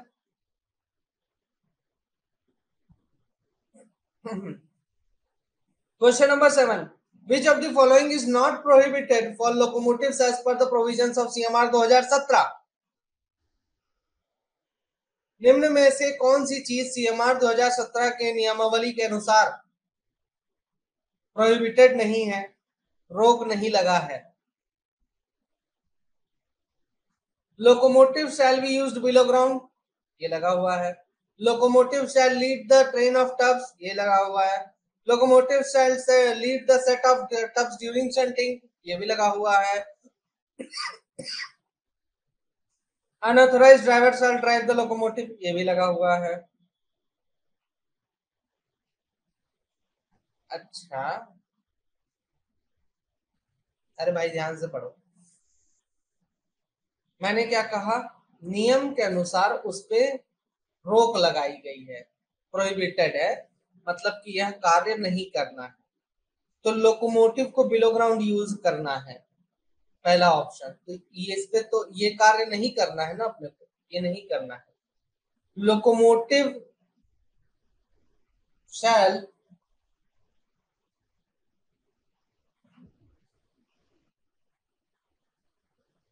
Lead the train of tubs, ये कार्य मतलब लोकोमोटिव जो है तो ट्रेन,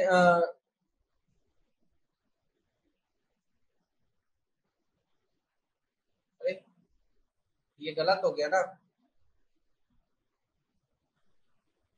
और एक सेकंड रुको, अब पढ़ो, भूल गया था। Shall not lead, locomotive shall not lead the train of tubs, locomotive जो है ट्रेन ऑफ टब्स को लीड नहीं करेगा, ठीक है। तो ऐसा तो नहीं है आपका, समझ नहीं आ रहा क्वेश्चन? अच्छा चलो फिर से देखो, सीएमआर 2017 के, सीएमआर 2017 के नियम में ऐसा कौन सा नियम है, प्रोविजन है, जो कि आपका प्रोहिबिटेड है, प्रोहिबिटेड नहीं है, मतलब कि उस पे किसी भी प्रकार का रोक नहीं है, वो जैसा लिखा है वैसा ही, मतलब कि जो लाइन यहाँ पे लिखी है वो सही लिखी है, ठीक है, उस पे सीएमआर किसी प्रकार का रोक नहीं लगा रहा है। जैसे फॉर एग्जांपल आपका बोल दिया कि लोकोमोटिव का बिलो ग्राउंड यूज करो, तो सीएमआर तो इस पे रोक लगा रहा है। सीएमआर क्या बोलता है कि भाई कोई भी locomotive, no locomotive shall be used below ground. समझ रहे हो बात को? यहाँ पे सीएमआर आपका रोक लगा रहा है, इस लाइन पे, इस पर्टिकुलर लाइन पे आपका सीएमआर क्या कर रहा है, रोक लगा रहा है कि भाई कोई भी लोकोमोटिव बिलो ग्राउंड यूज नहीं करना है। तो ये चीज आपका क्या हो जा रहा है, प्रोहिबिटेड हो रहा है, रोक लगाया जा रहा है।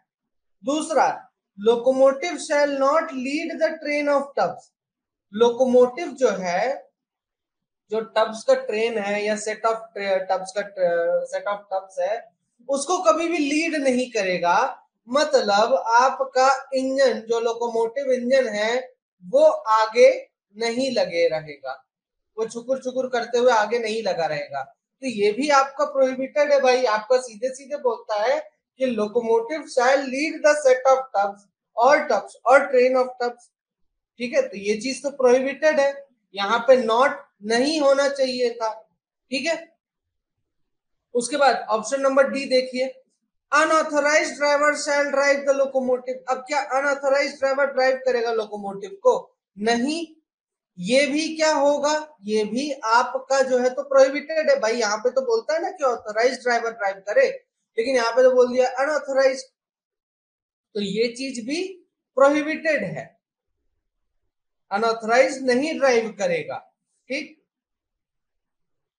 तो इसका करेक्ट आंसर हो जाता है option number C is the right answer. अब ऑप्शन नंबर सी क्यों करेक्ट हुआ? क्योंकि आपका क्वेश्चन में, ऑप्शन में, मतलब सॉरी, सीएमआर में बोलता है कि accept during shunting operation, shunting operation के अलावा लोकोमोटिव हर जगह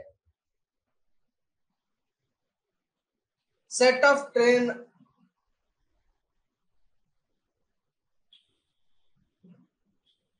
ऑफ टब्स को लीड करेगा। तो शंटिंग ऑपरेशन में ऐसा केस आ जाता है कि आपका लीड भी कर सकता है। ठीक है, शंटिंग ऑपरेशन में आपका लीड भी कर सकता है, और दूसरा आपका पीछे से भी धक्का दे सकता है। शंटिंग ऑपरेशन में ध्यान रखिएगा। ठीक है, शंटिंग ऑपरेशन में आपका सेट ऑफ टब्स को क्या कर देता है,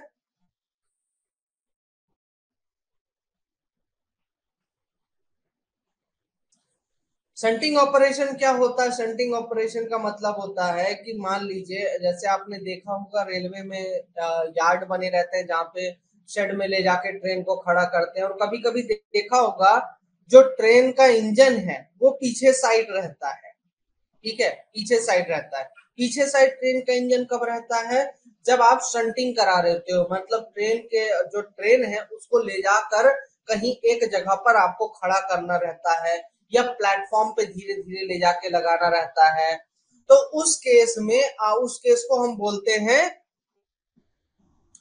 शंटिंग, उस केस को हम बोलते हैं शंटिंग अपन। ठीक है, अब शंटिंग में आप चाहे तो आगे लगा लो इंजन को, चाहे पीछे लगा लो, वो दिक्कत वाली बात नहीं है आपका। ठीक है, तो शंटिंग में आपका क्या हो जाता है कि आप कहीं भी लगा लो, आपको जैसा बेटर लगता है, इंजन को कहीं भी आगे लगा सकते हो, पीछे लगा सकते हो। यहाँ पे अगर मैं behind the set of tubs भी लिख देता ना, तो भी ये ऑप्शन करेक्ट रहता।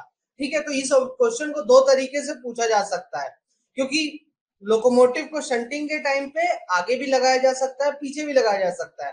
तो अगर मैंने लिख दिया lead shall lead the set of tubs, वो भी सही है। अगर मैंने लिख दिया कि shall be behind the set of the tubs, वो भी ऑप्शन सही है, दोनों काम कर सकता है। ठीक है, शंटिंग ऑपरेशन के दौरान। तो इसलिए option number C is the right answer आपका। लीडिंग और बिहाइंड द टब्स भी यूज किया जा सकता है शंटिंग ऑपरेशन के समय लोकोमोटिव का। Next question, question number 8, which of the following is not prohibited regarding movement of vehicle wagons. Wagons के मूवमेंट के रिगार्डिंग कौन सी चीज पर रोक नहीं है, प्रोहिबिटेड नहीं है, कौन सी चीज।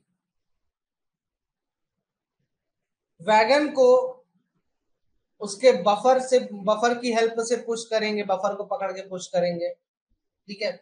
दूसरा रेगुलेशन नंबर 102 देखना, उसमें दिया हुआ है, खोल के बैठो। To move a wagon by pushing at buffer, wagon को उसके बफर को पुश करके वैगन को मूव करेंगे, बफर को पुश करके वैगन को मूव करेंगे। तो यहाँ पे आपका रेगुलेशन में क्या बोलता है, ये प्रोहिबिटेड है कि नहीं है। तो ये आपका प्रोहिबिटेड है भाई, सीधे सीधे बोलता है नो पर्सन, नो पर्सन, ठीक है। Next, locomotive shall be moved when the natural light is sufficient. Locomotive तभी मूव किया जाएगा जब आपका नेचुरल लाइट सफिशिएंट हो। तो ये आपका करेक्ट है कि नहीं, बताइए। तीसरा, person shall pass immediately in front of moving tub, moving tub के सामने से व्यक्ति लोग गुजर जाएं, ठीक है। तो ये भी आपका प्रोहिबिटेड है कि नहीं है। Competent person shall pass under the bins और screens of moving wagons, moving wagons के बिन्स मतलब जहां से वो या स्क्रीन अगर कहीं लगा हुआ है जहां से जिसके ऊपर से आपका वैगन्स निकल रहे हैं, उसके नीचे से कॉम्पिटेंट पर्सन कभी भी निकल सकता है।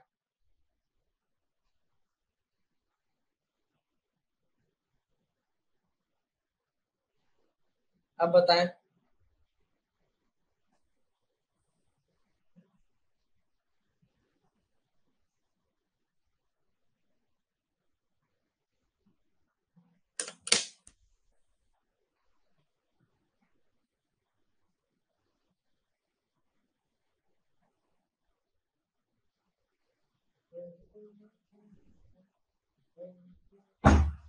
सी और बी लग रहा है, बी ठीक लग रहा है तुमको।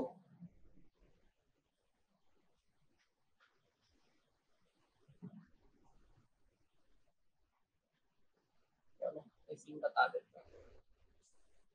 देखिए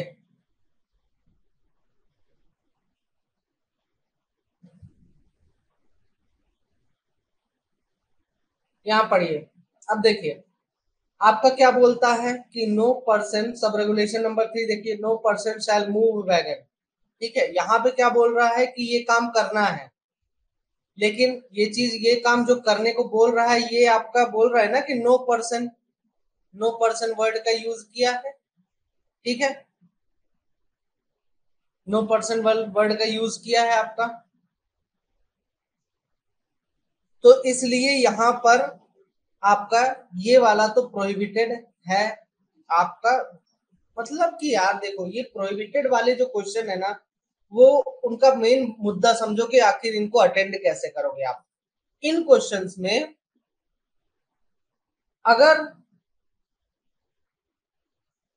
रेगुलेशन में जो लिखा है सेम टू सेम वही लिखा, जैसे कि रेगुलेशन में एक वर्ड है, ठीक है, ऑप्शन नंबर बी आपका यहाँ पे करेक्ट आंसर है, ठीक। एक और ऑप्शन करेक्ट है यहाँ पे क्या बोलता है कि किसी भी लोकोमोटिव को, नो लोकोमोटिव, लोकोमोटिव किसी भी लोकोमोटिव को इनसफिशियंट लाइट में, इनसफिशियंट लाइट में नहीं चलाना है, ये आपका रेगुलेशन बोलता है। रेगुलेशन तो ये बोल रहा है ना, किसी भी लोकोमोटिव को इनसफिशियंट नेचुरल लाइट में नहीं चलाना है। मतलब कि उस लोकोमोटिव को मैं कब चला सकता हूं, सफिशियंट लाइट में, है ना, उस लोकोमोटिव को मैं सफिशियंट लाइट में चला सकता हूं।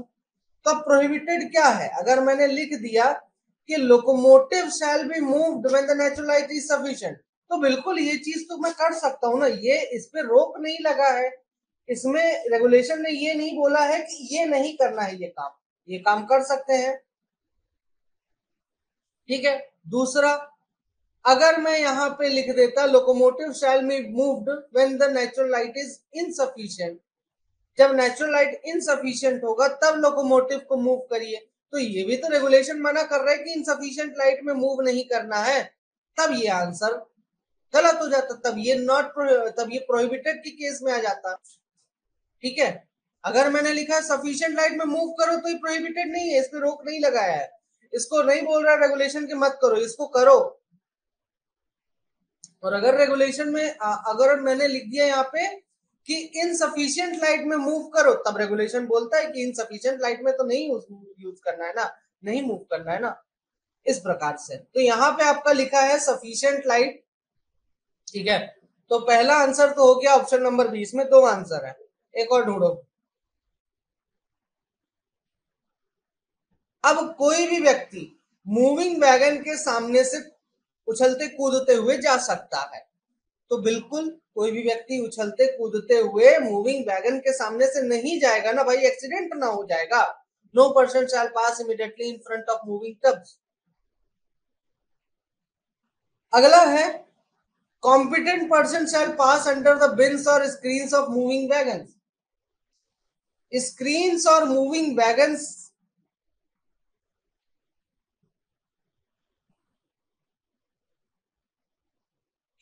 स्क्रीन्स और मूविंग वैगन्स के नीचे से कॉम्पिटेंट पर्सन जो है तो गुजर सकता है। बिल्कुल, option number D is also the right answer. ठीक है, यहाँ पे ऑप्शन नंबर डी भी आपका करेक्ट आंसर होगा, बस इसको थोड़ा सा सुधारना पड़ेगा, लेकिन हमें तो एक ही आंसर चाहिए ना यार, तो कुछ तो करना पड़ेगा इसमें बदलाव। क्यों? क्योंकि आपका सर रेगुलेशन क्या बोलता है कि कॉम्पिटेंट पर्सन के अलावा कोई भी व्यक्ति जो है तो नीचे से नहीं जाएगा, तो कॉम्पिटेंट पर्सन तो जा सकता है। ठीक, लेकिन हमें तो एक ही आंसर चाहिए, तो चलो इसको सही करते हैं। क्या करना पड़ेगा? अरे यार, यहाँ पे इन लगा दूं, ऑप्शन नंबर डी को करेक्ट कर दूं। चलो ठीक, चलो ऑप्शन नंबर डी यहाँ पे आपका करेक्ट आंसर हो जाता है exactly. Next question, which of the following is not prohibited regarding movement of wagons. ये प्रोहिबिटेड वाला ट्रेंड अच्छा है यार, थोड़ा क्या है कि क्या पता किसी के दिमाग में आ गया मुझसे पहले प्रोहिबिटेड का, तो ये प्रोहिबिटेड वाले क्वेश्चन इस बार देंगे एग्जाम में। लो, हम पहले दे दिए तुम लोगों को।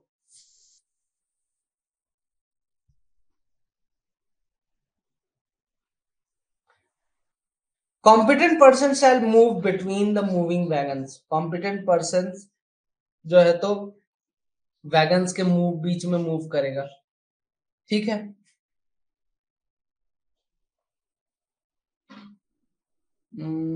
ठीक है, मूविंग वैगन्स के बीच में।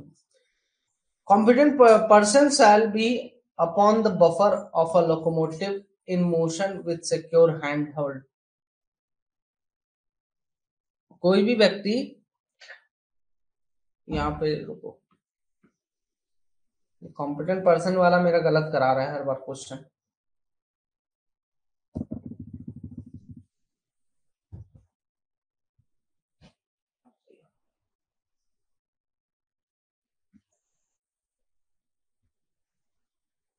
हाँ, a person shall move between moving wagons.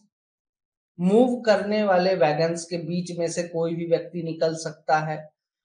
ठीक है, निकल सकता है क्या? ये परमिसिबल है? मूव करने वाले वैगन्स के बीच में से कोई व्यक्ति निकल सकता है? नहीं, बिल्कुल नहीं निकल सकता है, ये तो प्रोहिबिटेड है। फिर अगले में क्या बोलता है कि person shall be upon the buffer of a locomotive in motion with secure hand hold. कोई भी व्यक्ति लोकोमोटिव के अगर कोई भी लोकोमोटिव अगर मूव कर रहा है तो लोकोमोटिव के बफर पर कोई भी व्यक्ति बैठ सकता है अगर सिक्योर हैंड होल्ड है।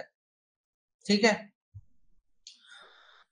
Person shall pass over the coupling between two wagons while the wagons are moving. कोई भी व्यक्ति कपलिंग्स को क्रॉस कर सकता है, दो वैगन्स के बीच के कपलिंग्स क्रॉस कर सकता है जब वैगन्स क्या हो रहे हो, मूव हो रहे हैं।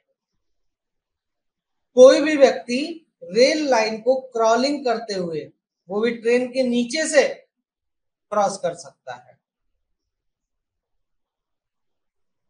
अब आप सोच के बताइए कि क्या गलत है और क्या सही है। आप रेगुलेशन भी भूल जाओ यार, ये कॉमन सेंस वाले क्वेश्चन है। सिंपल सी बात है। अब देखो, ट्रेन चल रही है, ट्रेन के बीच में से गुजर सकते हो, डब्बों के बीच में से। चलती ट्रेन के डब्बों के बीच में से गुजर जाओगे क्या? और रिजर्वेशन वाला ना बोल देना कि रिजर्वेशन रहता है सर, मैं एक डब्बे से दूसरे डब्बे में चला जाता हूँ। नहीं भाई वैसा मूवमेंट नहीं, बाहर से। ठीक है, तो ऑप्शन नंबर ए तो आपका प्रोहिबिटेड है। ठीक है, तो ये नहीं है। कोई भी व्यक्ति जो ट्रेन के बीच में, ट्रेन के डब्बों के बीच में जो कपलिंग होती है, उस कपलिंग के ऊपर से कूद के जाए, ठीक है, उस कपलिंग के ऊपर से जाए, तो यार कपलिंग के ऊपर से अब ट्रेन, अब एकदम में से रिजर्वेशन वाला ना सोचिए ना, मैं उसके आपके माइंड्स की ट्रेन की बात कर रहा हूँ। वहां एक डब्बे से दूसरे डब्बे थोड़ी जाने का रहता है, टब्स रहते हैं जी। या टब्स भी नहीं रहते, वैगन्स भी जो रहते हैं बैठने वाले, उसमें एक से दूसरे में आप नहीं जा सकते हो, घर की खेती नहीं रहती वहां पे। तो यहाँ पे आपका कपलिंग का मतलब क्या हो रहा है कि ये मेरा एक ट्रेन का डब्बा हो गया, ये दूसरा ट्रेन का डब्बा हो गया, बीच में दोनों जुड़े हुए हैं, है ना। तो जो सनी देओल करता है वो काम आप यहाँ करोगे क्या? नहीं, यहाँ पे नहीं करना है। तो ये भी आपका प्रोहिबिटेड है। यहाँ लेकिन बोल रहा है कि करो, तो लेकिन नहीं करना है ना। कोई भी व्यक्ति ट्रेन के डब्बे के नीचे से गुजर जाएगा, फिर सनी देओल हमारा ट्रेन के डब्बे के नीचे से गुजर जाता है ना, ट्रैवलिंग करते हुए, तो वो भी गलत है। हाँ, बफर के ऊपर कोई भी व्यक्ति बैठ सकता है, बफर के ऊपर कोई भी व्यक्ति बैठ सकता है, बट वहां पे आपको क्या प्रोवाइड कराना है? सिक्योर हैंड होल्ड, हाथ से पकड़ने के लिए कुछ प्रोवाइड कराना है। ठीक है, हाथ से पकड़ने के लिए कुछ प्रोवाइड कराना है, या सिक्योर फुट प्लेट देना है। ठीक है, एक सिक्योर फुट प्लेट भी होना चाहिए जिसके ऊपर आप दोनों हाथ से पकड़ लो डब्बे में, और अपने पैर जिसके ऊपर रख के खड़े हो सको या बैठ सको बफर के ऊपर, इस टाइप का आपको अरेंजमेंट देना है। ठीक, therefore option number C is the right answer. Next question, question number 10. Which of the following is not required to be fitted in gates provided between haulage road and public road? लिया, haulage road और public road के बीच में जो gate दिए जा रहे हैं, तो निम्न में से गेट्स में कौन सी चीज प्रोवाइड कराए, नहीं कराएंगे? गेट में क्या नहीं प्रोवाइड कराना है? Danger signal, sufficient light in absence of natural light, electric fencing, warning lamps.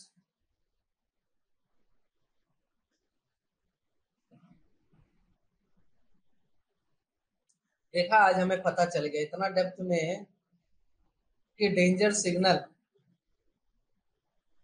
Signal लगा रहता है, पर्याप्त लाइट रहती है नेचुरल लाइट के केस में। इलेक्ट्रिक फेंसिंग मतलब डायनासोर थोड़ी रोकना है, इलेक्ट्रिक फेंसिंग करेंगे। वार्निंग लैंप्स ठीक है, वही इलेक्ट्रिक फेंसिंग तो डायनासोर को रोकने के लिए किया जाता है। देख लो जिसने ना देखा जुरासिक पार्क। क्या बताया, आप बता दिया answer, option number C is the right answer. Warning lamps भी लगाए जाते हैं, ठीक है, वार्न करने के लिए। Question number 11, within what distance of track of raise material shall not be dumped? डायन, डायन रोकेगा जी। अरे नन का ट्रेलर आ गया।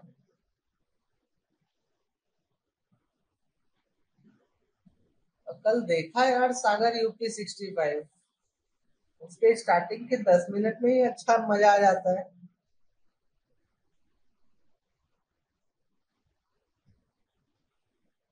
Within what distance of track of rails material shall not be done?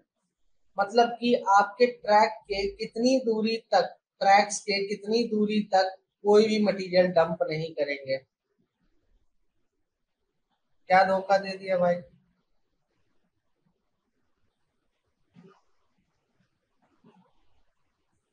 कितनी दूरी, ट्रैक से कितनी दूरी तक कोई भी मटेरियल डंप नहीं करेंगे। कितनी दूरी तक डंप नहीं करेंगे। Option number 1 meter, 1.2 meter, 1.5 meter, 2 meter. तो इसका करेक्ट आंसर हो जाता है option number B is the right answer.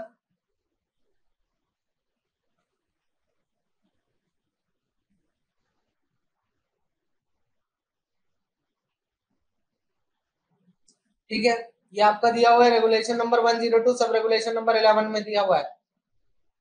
Next question, question number 12, फटाफट आप करते हैं। What must be the width of thoroughfare used to afford train और वैगन। ट्रेन और वैगन चलाने के लिए जो थॉरोफेयर बनाया गया है खड़ा करने के लिए ट्रेन और वैगन, ठीक है, उसकी थॉरोफेयर की विड्थ कितनी होनी चाहिए। कम से कम 2 मीटर, 3 मीटर, 4 मीटर, 5 मीटर। तो इसका करेक्ट आंसर हो जाता है option number D is the right answer. What do you mean by थॉरोफेयर। अरे ऐसा देखे हो कहीं पे, ऐसा ट्रेन की पटरियां, ठीक है,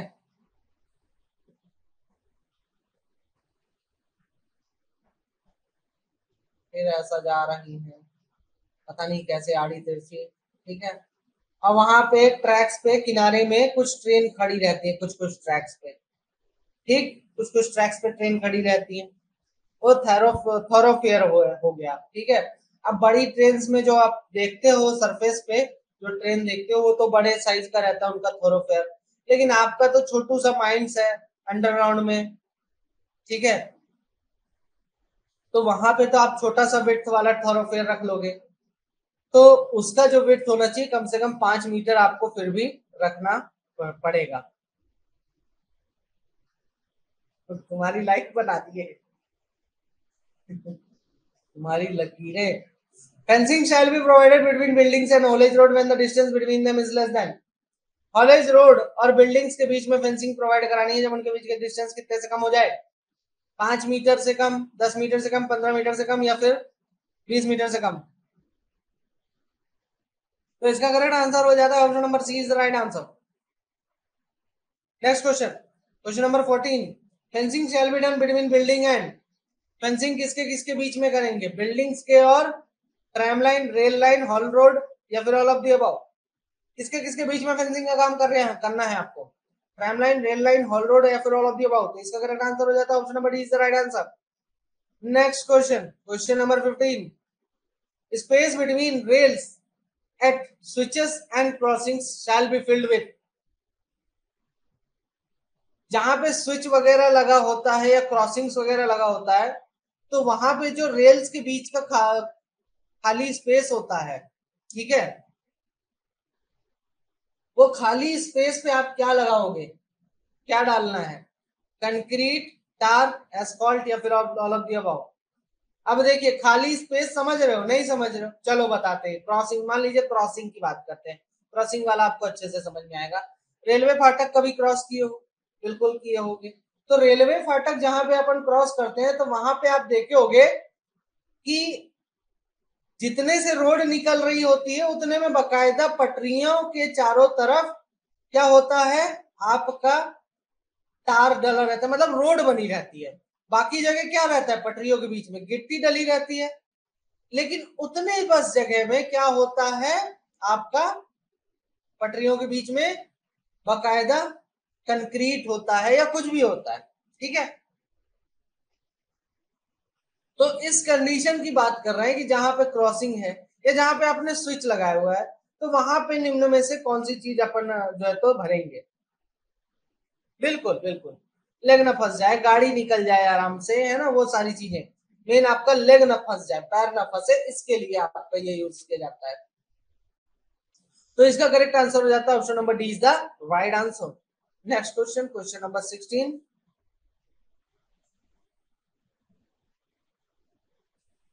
ये सुल्तान का पैर है। Which of the following is not a disadvantage of direct drop college? निम्न में से डायरेक्ट ड्रॉप कॉलेज का डिसएडवांटेज कौन सा नहीं है?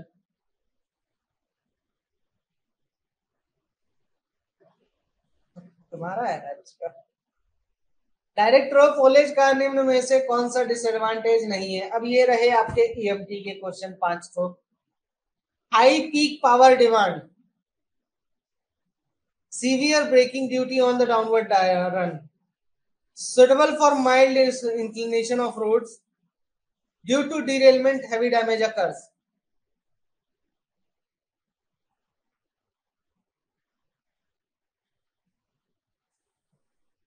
तो ये डिसएडवांटेज नहीं है इसका, ठीक है। Option number C is the right answer. Next question, question number 17, which of the following is not a feature of direct rope haulage? निम्न में से डायरेक्ट ड्रॉप कॉलेज का फीचर क्या नहीं है? रोप पुली से पास करता है, मतलब फीचर मतलब कि डायरेक्ट ड्रॉप कॉलेज का फीचर नहीं है, वो किसी और का फीचर है। हॉलेज इंजन जो है तो फिट इंक्लाइन रोडवे के टॉप पे होता है, सिर्फ एक ही हॉलेज ट्रैक की जरूरत पड़ती है हमें, slip ring motor drum controller के साथ यूज किया जाता है। अरे वाह, वेरी गुड एवरीवन। इसमें रोप जो है पुली से पास नहीं होती, ये तो एंडलेस में होता है। Option number is the right answer, ये एंडलेस का फीचर है। स्लिप रिंग मोटर यूज होता है ट्रम कंट्रोलर के साथ। ये अभी हॉलेज वाला चैप्टर अभी स्टार्ट करेंगे ना अपन इस वीक, तो फिर उसमें बताऊंगा मैं ईएमटी में। Which of the following is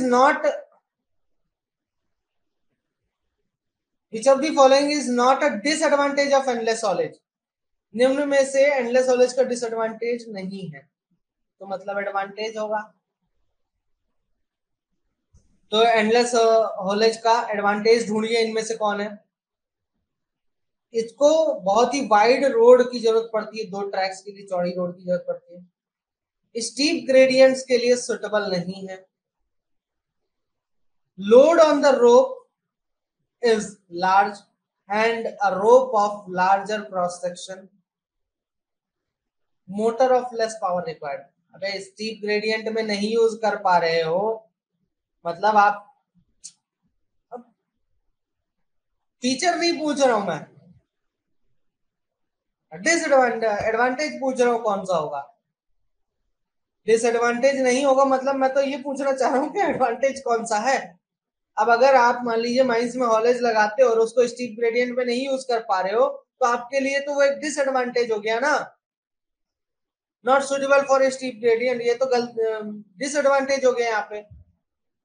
हाँ, आपका कम पावर का मोटर का जरूरत पड़ता है, ये देखो कितना अच्छा लग रहा है, पढ़ने में ही अच्छा लग रहा है, फील हो रहा है कि कम पावर का मोटर का जरूरत पड़ेगा, मतलब मेरी लाइट कम यूज होगी, मोटर सस्ता आएगा, तो ये तो एक अच्छी बात हो जाती है ना।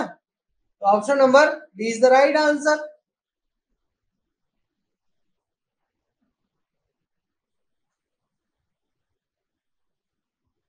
हाँ, तो एडवांटेज ही तो पूछ रहा हूं भाई, कंफ्यूज आ क्यों रहे हो क्वेश्चंस देख के? मैंने बोला निम्न में से कौन सा डिसएडवांटेज नहीं है, तो डिसएडवांटेज नहीं है तो क्या होगा? डिसएडवांटेज अगर नहीं है वो, तो क्या होगा? एडवांटेज होगा ना, ठीक है। डिसएडवांटेज नहीं है तो एडवांटेज होगा। रोहन, इस समय तुम डिस्क्वालीफाइड है, पहले तुम एनओसी लेके आओ वहां से, फिर उसके बाद देखेंगे, ठीक है। तुम्हारे आंसर्स पे फिर ध्यान दिया जाएगा।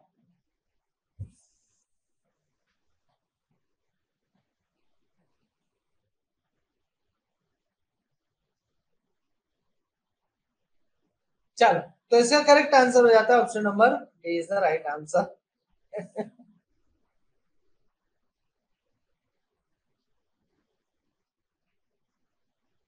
Question number 19, which of the following is not a feature of main and tail rope haulage? हाँ तो अब WCL में हो गया है, आंसर देता है।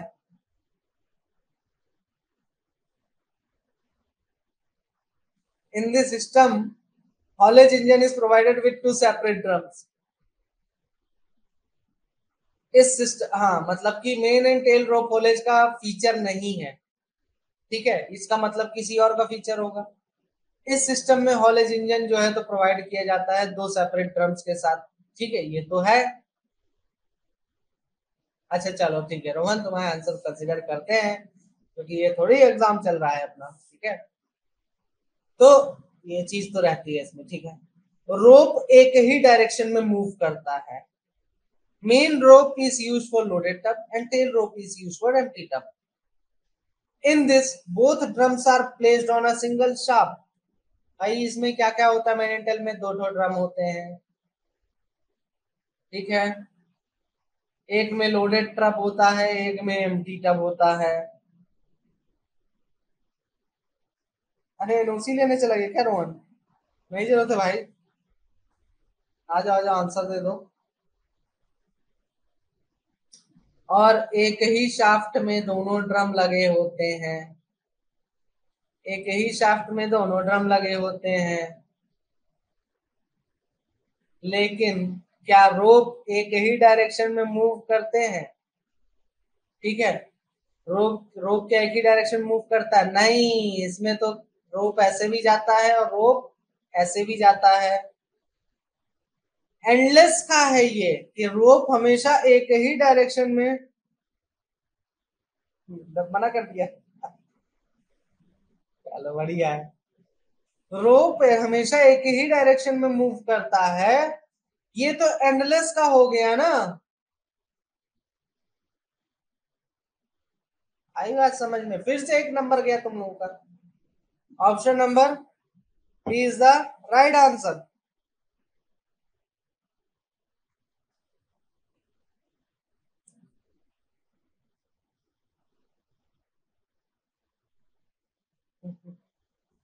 Question number 20. Which of the following is not an advantage of main and tail rope haulage? Main and tail rope haulage का एडवांटेज नहीं है, निम्न में से कौन सा एडवांटेज नहीं है? फास्ट स्पीड, बहुत कम टफ, मतलब कि main and tail rope haulage का डिसएडवांटेज बताना है हमें। जब पूछे नॉट एन एडवांटेज मतलब डिसएडवांटेज ढूंढो, जब बोले कि ये नॉट ए डिसएडवांटेज तब एडवांटेज ढूंढो। फास्ट स्पीड, बहुत कम टफ्स की जरूरत पड़ती है, सिंगल ट्रैक पे काम करता है, wear and tear due to high speed. तो option number D is the right answer. ये डिसएडवांटेज है, वियर एंड टियर हो रहा है भाई, ठीक है। To watch the complete video, download Mining Gyan 2.0 app from the Play Store and enjoy seamless learning with Mining Gyan 2.0.